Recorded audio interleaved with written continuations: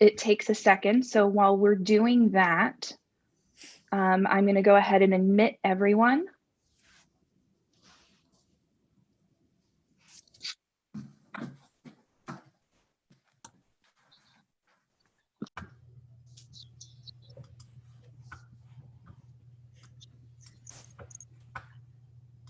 And whenever you're ready. Okay, thank you. Thanks everyone for being here, and thanks to Ali Fry-Moyer and Bill Brink for organizing this event. We're thrilled to have Ambassador and Secretary Barbara Barrett here today to talk about Space Force, of which I think will be important, not just for the nation and the world, but also for Carnegie Mellon in the future. I hope that we can contribute to the development of Space Force. And there are a number of colleagues here who have served in DOD or are deeply involved in DARPA and DOD projects. So I believe this conversation will be of interest to them. Let me begin by just telling a little bit about Secretary Barrett. There's a lot to say, but in the interest of time, I will go fairly quickly. But I suggest that you look her up and you'll see that has had an amazing career. For the purpose of this meeting, most importantly, she's from the Pittsburgh region. So we're welcoming her home. Secretary Barrett is the 25th Secretary of the Air Force. She leads the Department of the Air Force, which is comprises both Air Force and Space Force. She is an aviation attorney, and she's been a civilian astronaut, so it's no surprise that the president and vice president would recruit her as they were contemplating the development of Space Force. She oversees an annual budget of more than $205 billion, and she's responsible for organizing, training, equipping, and providing for the welfare of nearly 700,000 airmen, space professionals, and their families. During her career, she has served in a wide variety of senior leadership positions in the public and private sector. She served as an executive in 2 global Fortune 500 companies before she was 30 years old. And she was deputy administrator of the FAA, Federal Aviation Administration. She's been president of the Thunderbird School of Global Management and ambassador to Finland. There are many more things that I could say about her. I met Ambassador Barrett when we were both serving on Secretary Rumsfeld's Defense Business Board, but she's been on the boards of the RAND Corporation, Caltech. She should have been on CMU's board, and she was involved in the U.S.-Afghan Women's Council. I could say more, but I'm going to stop now and turn to Ali Fry-Moyer, who will give us the run of show, and we'll take it from there. Thank you, Dr. Skinner. Good morning, everyone. Madam Secretary, thank you for joining us today. I'd like to briefly go over the House rules. Please remain muted unless you are asking a question. If you are able to turn on your video when asking your questions, please do so. And in order to get in the queue, please use the raise hand function. If you would like to ask a question anonymously, please send it as a direct message to either me or Dr. Skinner, and Dr. Skinner will be moderating the conversation. Now, before we jump into the questions, let's watch the latest Space Force video.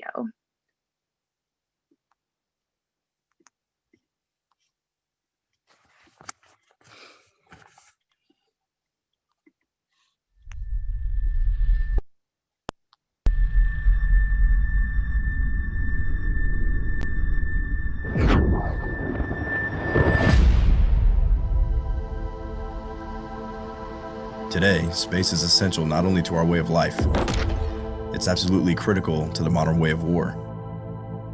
GPS, ATMs, cell phones, gas pumps, traffic lights, power grids, guided missiles, surveillance, RPAs, ground combat control.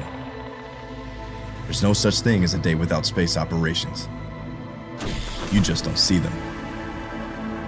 Earth is only half the battle. Cyber attacks and jamming of our satellites. Microsatellites that can create a debris field.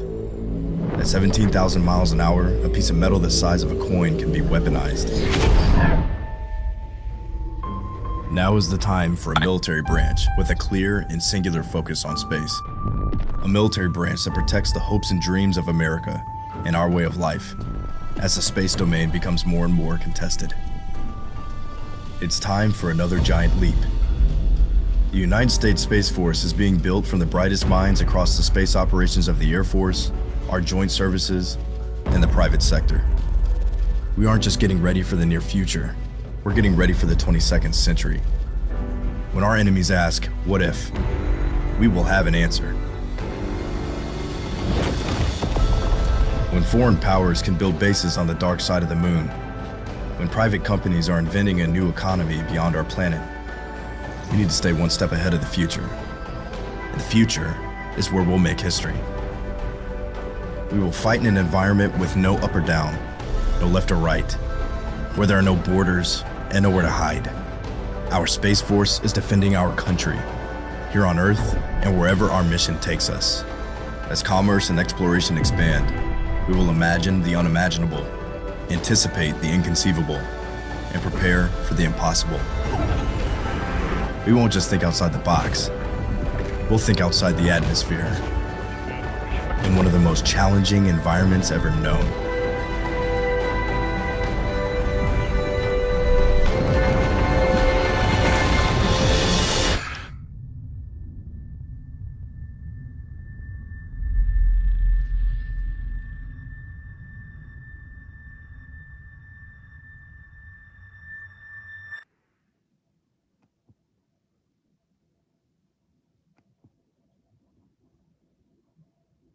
Over to you, Dr. Skinner. Okay, thank you. So I'll start with an initial question, and we have some that are submitted. If we have time, others, I believe, Allie, you can take a few more. Is that how you're planning on doing it? Let me ask this initial question. U.S. Space Force is celebrating its 1-year anniversary on December 20th. How is the stand-up going? Standing up a new command is extremely tedious and difficult. And I'm not sure the Pentagon has done such a heavy lift since Goldwater Nichols. So it's interesting to hear how it's going, what you're doing, what the mission capabilities are. Well, thank you, Kyron. It's just a pleasure to be here, and it's as close as I'm going to get to a homecoming for a while, a virtual homecoming, to be visiting Pittsburgh this way. My heart goes out to those of you who have the privilege of being there. Standing up the Space Force, yeah, it is a little unusual. You know, since George Washington was president, we have not built a new service other than the Air Force and the Space Force. So I have the privilege of leading the two services that have been built since 1790. So we don't have a template for something like this, but we do have the best minds and the best capabilities working on it. The mission capability that we're working on, they go from the mundane things like revising the acquisition system. Now that doesn't sound like high-tech stuff, but you don't get high-tech stuff unless you can move fast in acquisitions. And the reality is the standard system is so slow that we wouldn't be able to buy anything until it is well past obsolete. So one of the things we're doing is creating new administrative processes. But it's not all mundane. We're also doing things, the launch of the X-37B, the space plane, on its 6th trip, carrying experiments, including experiments produced by universities. I don't know that CMU is on this trip, but I wouldn't be surprised that it will be on future ones. We're really proud that in May, for the first time, NASA launched a team of American astronauts from American soil in an American capsule on an American rocket. So while that is a NASA launch, it is the Space Force that has a lot to do with that and clearing fields and making ready a lot of the processes. But maybe the mission capability, or the thing that shows the Space Force at its best. As you may recall that earlier this year, we took out Soleimani in Iraq. And after that, as anticipated, the Iranians fired some missiles at Al Assad Air Base. A Space Force professional sitting in Colorado was able to use Space Force assets to observe that some missiles were being launched and calculate what the intended target was. She contacted her chain, and that missile launch was the base was alerted, and people took cover. And you will recall that there were no lives lost in that missile attack by the Iranians against an American military field, even though a great deal of damage was done. Our soldiers, sailors, airmen, Marines, and space professionals all took cover. And there was concussion issue, but there was no lives lost, as there would have been. There definitely would have been if it hadn't been for space. So as the stand-up goes, we've got both some life-saving capabilities that have been demonstrated, as well as pretty mundane things like the administrative process of acquisitions. Thank you for that comprehensive look at the first year of Space Force and how it's already contributed to national security. I have a number of questions, and some are being sent to me directly in the chat. Allie may have more, but before I go on to them, let me just quickly mention a couple of people who've joined this call. One, I think Secretary Barrett, you know that we have an FFRDC at Carnegie Mellon called the Software Engineering Institute, which is utterly unique among FFRDCs. The director of ours, Paul Nielsen, is on the call. And I don't know, Paul, if you want to do a little wave so that Barbara knows that you're on the call.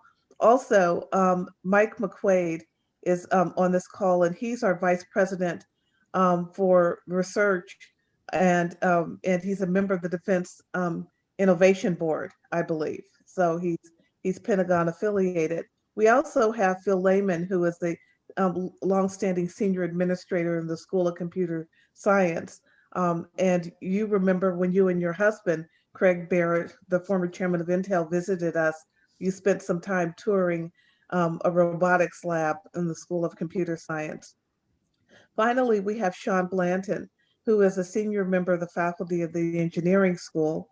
And he's working in a capacity that you're also working in at the Pentagon, and that's on diversity, equity, and inclusion. And so, Barbara, I believe you're leading a DoD-wide look at DEI. That's not the topic of this call. We could have a longer conversation about it. But Professor Blanton is working on those issues for the university as well. Let me go on to one of the questions that we have received. Aside from surveillance and missile detection by satellites, how does the Space Force protect us? Well, first, thanks very much, and what a pleasure to have the privilege of being connected with all of that impressive leadership that you've described. Thanks so much for taking the time. How does the Space Force protect us? Well, yes, it does, as I described with Al Assad, but maybe the most significant thing is that it protects our basic American way of life. When you think about how space influences what we do or how we depend upon space, it's vastly beyond what we might think. It's ubiquitous, but it's invisible. We don't see wires connecting to space, and therefore most people are using space before their first cup of coffee in the morning, but they don't know it. But everything we do is connected to space. You turn on the light, it's probably connected to space. Turn on the water, it's probably connected to space. Look at your iPhone. Most things on the iPhone have a space connection, whether it's the blue dot, the weather report, any stock reports, telecommunications, agriculture ag field, crop monitoring is done by space. So telecommunications and navigation, information communications, all of these things are very heavily dependent, especially upon the GPS system. So defending our GPS system is defending the American way of life. So, and it is vulnerable. Much of what we count on today and with GPS, many of those satellites are past their design life, and replacements are essential. And they were built, as my predecessor, Heather Wilson, said, we built a glass house before we knew about stones. Now we know that there are aggressors in space, and we aren't well protected from that. So the Space Force is going to have a duty to do what it can to protect what we've got, and to replace what we have with more defendable, less jammable, less vulnerable satellites. But then also to, if we are not able to deter action, to be able to strike back as a way of deterring. So those are ways, in addition to missile warning and ISR capabilities, those are other ways that we are dependent upon space and the Space Force for American way of life. Thank you. Another question is, what are the goals of other countries that have space technologies and are seeking to develop something like a space force? Well, probably 70 countries are in space right now, and it's not just for 70 countries, it's not just the usual suspects. There's a great depth of use of space these days from the United States and Russia and China, of course, and India, predictably, but the UAE and Brazil are significant users of space, and they use it much as we do. Communications is a big use. So they use all of those navigation, information, communication capabilities that we think about. But they are also interested in defensive uses.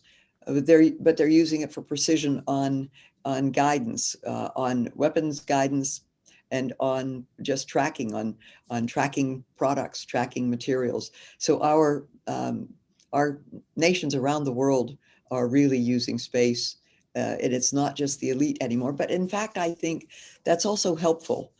When it was predominantly America that had, and Russia that had assets in space, a nefarious player would be benefited by taking out assets if they weren't benefiting from them. But as more countries are using space, there is a greater interest in establishing doctrine, having rules of the road, knowing, having commitments that we won't create space debris that endangers everybody's asset. It's helpful. The more players there are in space, the more there will be an interest in minimizing danger like space debris. Thank you. I have a couple more questions, but I would like to turn for one quick second to Paul Nielsen to see if he has something he'd like to ask you. Thank you, Karen. Thanks. Hi, how you doing, Secretary Barrett? Yeah, I served in the Air Force for 32 years before I came here and worked in the NRO and out in LA. Right now, we're all starting to look at maybe moving away from near Earth space to a return to the moon, possibly going to Mars. What type of role do you see for the Space Force as we move away from near Earth space? You probably know a lot of detail from your time in the government about potential capabilities, but I think we're going to be looking at deeper space, even something like NASA's upcoming James Webb Telescope. That's going to be going a lot further out. The Hubble has been highly rewarded, or we've been well rewarded by our investment in Hubble. But the James Webb Telescope is going to go out much further, and it will give us much greater capability in looking out. And that we would anticipate that same kinds of technology will be beneficial in looking back at our Earth as well. Thank you. We have another question, and it is, can countries like China develop satellites that can be weaponized? Oh yeah, sadly, yes, of course. And the Chinese demonstrated that. In 2007, the Chinese destroyed one of their own satellites and created a debris field that has endangered space travel, space assets ever since. Yes, there are sadly new vulnerabilities, and as we depend so much on space, it could be highly disruptive to the American way of life. Even in addition to China, the Russians this year just demonstrated a direct ascent anti-satellite weapon. So yes, we're seeing the weaponization of space, and that's very sad. We didn't anticipate that at first. Most of our satellites do not have defensive protections of any sort. And even if they did, there are vulnerabilities that you would have in space. But now it is the case that we need to build protections into our assets when we launch them, and we need to have deterrent capability in space. Mm-hmm. Thank you. I'm going to have Dr. Carol Goldberg, who runs the undergraduate economics program, ask you a quick question. She asked me in chat, but I think people can ask their questions better than I can read them. Thank you so much. My question really has to do from an economic perspective. I'm curious how Space Force actually views space. Is it a public good? Is it a private good? How is it allocated? How would you allocate space, or how would the government allocate space? So here's how we look at it. It is our mission to have space be a common and available for the peaceful use of any player. We don't want to have a toll booth. We don't want to have, we want it to be open and accessible for benevolent use. And that's the way it started, and that's what we thought that's what initially was our anticipated. But because we now see the hazards, that there are hazards being generated by nefarious players, we have to be able to defend. But entirely the mission, we don't want to claim it. We don't want to have it be allocated. We would see that there is more valuable territory at certain points and certain orbits, and that as those get congested, we need to deconflict. And that's where what we would do through the Space Force is establish doctrine. What is it what are the rules of the road? Just as in an automobile, you stay to the right, you know certain protocols, we would do the same thing in space, but have the Space Force working with international and national partners develop doctrine so that everybody knows what the rules of the road are, and so that you can identify how close is too close in space. If someone, as the Russians recently did, come and saddle up right next to one of our satellites, is that a threat or isn't it? How close is too close? Or what is threatening behavior? If we don't define it, then we may not know it when we see it. And so that's a part of what the Space Force doctrine will do. Thank you. I'd like to turn quickly to Mike McQuaid, our Defense Innovation Board member, to see if he has a question for you. Hi, thanks, Secretary Barrett, for joining us. We really appreciate it, and really appreciate everything you're doing. I'm going to sort of take the opposite tack of what General Nielsen said, and maybe ask if you can comment a little bit on sort of two themes that are relevant to CMU. One is the application of sort of commercial low Earth capability, low Earth observation capability, and how that sort of adjunct supplants what we do customized for the department. And second, maybe for a lot of people in the audience, any comments you could make on what you think about the future of space robotics for on-service missioning, mission repair, et cetera? Well, taking the second first, robotics are going to be key to much of what we do in space.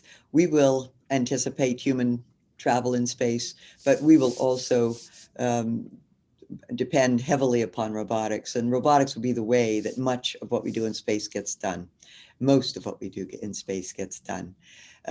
So far as space assets for Earth evaluation, it's really exciting to recognize the precision of our space measurement allows us to know, are the seas rising? And if so, how much and what patterns are there to that? What about ice caps? What is happening in our environment? How tall is Mount Everest? I mean, when we think about current issues, what's going on this pebble, this planet that we occupy, we will have a better understanding of what we do here on Earth by using the assets that are being launched into space. And so we will not only learn more about our own planet, but we will learn about the universe. And it's I think about it, I just think it's a terribly exciting time to be alive, that we are discovering things that have been mysteries to mankind from our origins. And now, during our lifetime, we are discovering things that we're unlocking some of those mysteries. So, and those are mysteries both on our own planet and in the great cosmos. So, yeah, I think that we're learning a lot, and we're learning it whether we're looking inward. Personal favorite quote is Victor Hugo from Les Mis, where the question is something like, from the microscope to the telescope, who gets the better view? And I think that right now, humankind, is learning both from the microscope and from the telescope how our universe is comprised. So, and space is a big part of that. Thank you very much. I have a number of questions coming to me, and I think Allie may have some, but I know we don't have much time, but I would like to try to get to a couple of them. There's one that about a career path. Is there a career path that a CMU engineering undergraduate can follow to join Space Force? Probably the most popular question. Many people are coming into the Space Force from having been sworn into one of the other services, but there also is, I don't know the website, but you can apply online. I can tell you it's very popular. So it's a high standards, but if folks from CMU, we figure they probably meet those high standards. So we'd welcome candidates from CMU or people that have an interest and an enthusiasm for space. And if I can note, Secretary Barrett will be back online at 9:45 for anyone on this call who'd like to join for a discussion for our Women in International Security initiative that was started in IPS. Another question is coming from David, a graduate student, doctoral student in computer science. David Wider, David, are you somewhere around and can show your face and speak very quickly? Secretary Barrett, thank you so much for joining us today. I had the opportunity to intern at NASA recently, and I had a great time there. And I'm wondering if you can speak briefly about the relationship between, or how you see the future of the relationship between Space Force and NASA being. It's one of our most closest and most cherished relationships. We meet regularly with the NASA administrator and the head of the NRO, so that we are working hand in glove, cooperatively and together. Yes, we need to, at the seams, we need to work to deconflict, but all of what we're doing is in a partnership, and we work closely to respect the civilian leadership and civil development at NASA. And NASA is very interested in a lot of what we're doing, and the technologies are shared so that we're not doing research that we're not double researching the same topic. So yeah, we work very closely with NASA, and they have a much better PR team or much more seasoned team at getting great recognition. We admire that leadership that they've demonstrated.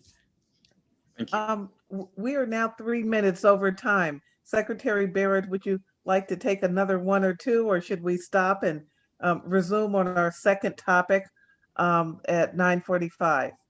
We could do, well, let's split the difference and do one more. Okay.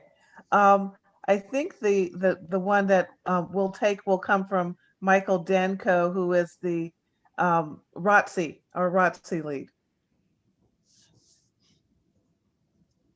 if he's around.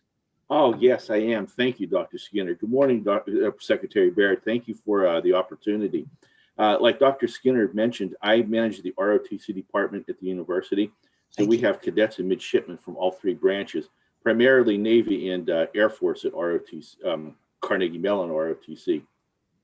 I meet with a lot of prospective students, and they are showing a lot of interest in the Space Force and in fields related to that service in general. What career path or what degrees would be desirable or recommended for a student who's interested in these programs? Because as a cadet, they have everything before them, but if we could give them some guidance that would be valuable, that would be great. Well, automatically you would think about aerospace and engineering kinds of degrees, and those would be potent credentials for a cadet or for a future candidate. But at the same time, we need HR leadership, and we need acquisitions leadership. Still, those engineering degrees will be very helpful, because if you're in the acquisition side, you need to know some of the engineering and some of the science. Almost no matter what it is, the bigger credential is to have the mindset of a continual learner, because this is an area that's changing rapidly. And so whatever that credential was, that's just the foundation upon which the Space Force professional is going to be building and learning and adding. So there isn't a single area. Math, science, any of the STEM fields would be beneficial, but it would be anticipated that they won't be, they'll have to continue learning in order to keep up with what's going on in the space field, as you would know. Yes, thank you very much. I think since we are on time, let me just ask one final question that I can't resist. Can you tell us where you are, what room you're sitting in, and what is that black flag behind you? Well, I'm in the conference room in my office in the Pentagon. The black flag behind me you might recognize as the Space Force flag. And these flags are amazing. I had no idea. I think Betsy Ross is still producing them. It takes months to get one of these great flags produced. And this was delivered just not that long ago. So you're one of the first to see the Space Force flag in its glory. So it's the Air Force flag is in blue, but the black one is the Space Force flag. Thanks, Kyron. Thank you. Thanks for your time. We'll My see pleasure. you in a few minutes. Thank Very you. good. I look forward to that. Thanks so Okay. very much from all of you. Great questions, and a pleasure to visit Pittsburgh vicariously